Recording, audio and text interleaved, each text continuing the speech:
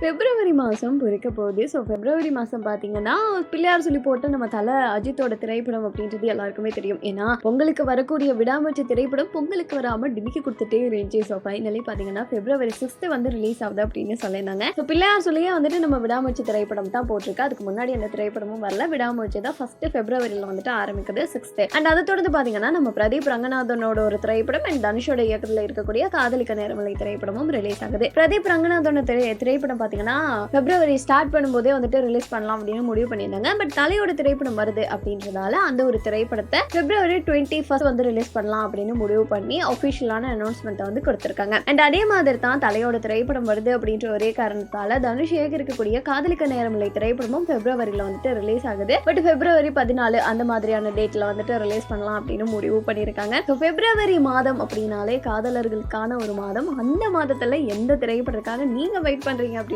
கமெண்ட்ஸ்ல